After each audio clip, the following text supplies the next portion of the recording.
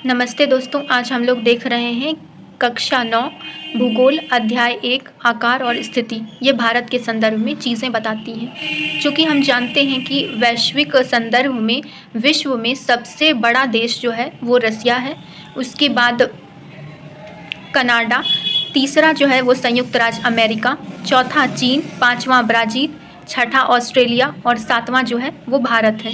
ठीक है, तो उसमें हम लोग देखते हैं अब गोलार्ध के परिप्रेक्ष्य में जो हमारा पहला जो अगर हम देखें कि ये उत्तरी गोलार्ध में पड़ता है और ये पूर्वी देशांतर के अंतर्गत आता है।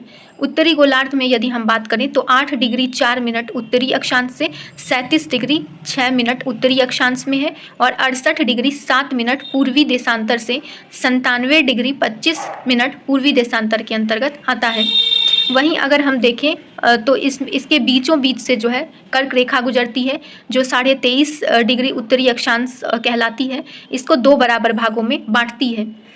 मुख्य भूभाग की अगर हम बात करें तो दक्षिण पूर्व में जो हमारा बंगाल की खाड़ी का क्षेत्र है वहाँ पर अंडमान निकोबार द्वीप समूह पड़ता है। वहीं दक्षिण पश्चिम का जो क्षेत्र है वहाँ पर लक्षद्वीप समूह में अरब सागर आता है। ठीक है, अरब सागर के अंतर्गत लक्षद्वीप समूह अवस्थित है। सबसे दक्षिणी बिंदु जो पहले कहा जाता था इंदिरा पॉइंट, जिसे पिग्मेलियन पॉइंट के नाम से भी जानते हैं, ये 2004 ईस्वी में सुनामी लहर से जलमग्न हो गया। यदि अब हम देखें स्थलीय अगर संदर्भों में अगर उत्तरी पश्चिमी और दक्षिणी बिंदुओं की बात करें तो दक्षिणी बिंदु अब जो पड़ता है वो कन्याकुमारी है। सबसे उत्तरी बिंदु जो है वो इंदिरा कॉल के नाम से जानते हैं और सबसे पश्चिमी जो बिंदु है जिसे गौर माता, जिसे हम लोग गुजरात के जो अगर हम राज्य के परिप्रेक्ष्य में देखें तो वहीं अगर हम देखें पूर्वी बिंदु जो किबुथु जो है अरुणाचल प्रदेश में पड़ता है। ठीक है, आकार देखें तो भारत का कुल क्षेत्रफल जो है 32,87,263 वर्ग किलोमीटर है। ठीक है, और वैश्विक क्षेत्रफल में कुल भौगोलिक क्षेत्रफल की स्थिति के अनुसार देखें तो 2.4% जो है ये पूरे विश्व का रखता है। वहीं अगर हम जनसंख्या के संदर्भ में देखें तो यहाँ पर 17.5% जो है वैश्विक जनसंख्या निवास करती है। स्थलीय सीमा रेखा की बात करें, यदि अगर हम स्थलीय सीमा रेखा की बात करें जो स्थल से गुजरती है तो ये लगभग 15,200 किलोमीटर की स्थलीय सीमा साझा करती है अपने पड़ोसी मुल्कों के साथ। वहीं अगर हम समुद्री तटीय रेखा और अंडमान निकोबार लक्षद्वीप सबको लेकर चलें तो 7516.6 किलोमीटर जो है ये पड़ता है। अगर हम भारत में देखें कि इसके उत्तर में जो है हिमालय पड़ता है और वहीं दक्षिण में जो है हिंद महासागर पड़ता है। तो हिमालय जो है हमारा ये वलित पर्वत है और ये 3 जो अगर हम देखें उत्तर पूर्व और उत्तर पश्चिम से जो है हमारी प्राकृतिक सीमा का जो है निर्धारण करता है और हमारे जो आसपास के मुल्क हैं उनको अलग करता है। ठीक है, भारत का अगर हम देखें दक्षिणी भूभाग जो है तो वो जो है वहाँ पर उत्तर की ओर तो हमें चौड़ा दिखता है, लेकिन जैसे जैसे हम दक्षिण में जाते हैं, जैसे 22 डिग्री उत्तरी अक्षांश से यदि हिंद महासागर की ओर जाते हैं तो हमें सकड़ा होता जाता है। पश्चिम में देखें तो अरब सागर है जहाँ पर हमारा लक्षद्वीप अवस्थित है। वहीं पर पूर्व में अगर हम देखें तो बंगाल की खाड़ी में अंडमान निकोबार जो है अवस्थित है। अक्षांश और देशांतर का विस्तार जो है लगभग 30 डिग्री है। जैसे कि हमने देखा 8 डिग्री 4 मिनट को अगर हम 37 डिग्री 6 मिनट से घटाएंगे तो लगभग 29 से 30 डिग्री आपको प्राप्त होगा। ठीक उसी प्रकार अगर हम देशांतर को निकालेंगे तो 97 डिग्री 25 मिनट से 68 डिग्री 7 मिनट लगभग आपको 29-30 डिग्री जो है पड़ेगा। तो ये जो है उसी के संदर्भ में बातें हो रही है।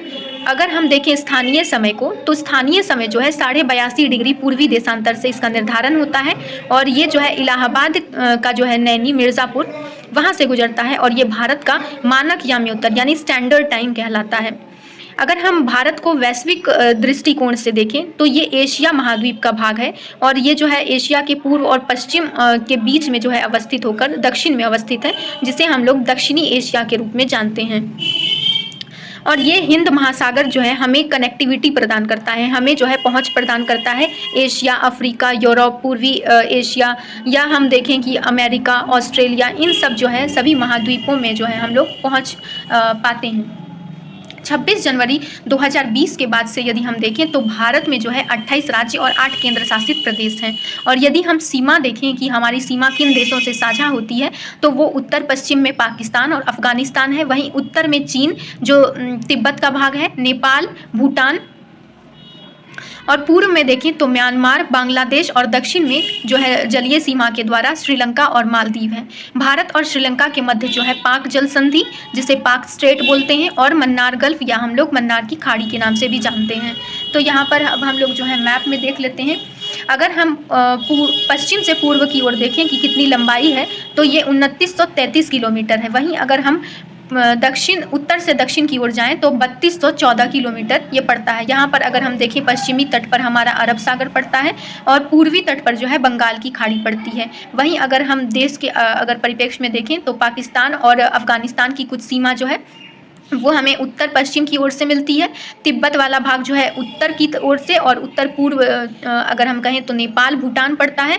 वहीं पूर्व में देखें तो म्यांमार और बांग्लादेश है, और वहीं अगर हम दक्षिण में जलीय सीमा से देखें तो श्रीलंका और लक्षद्वीप के ठीक नीचे जो है मालदीव पड़ता है।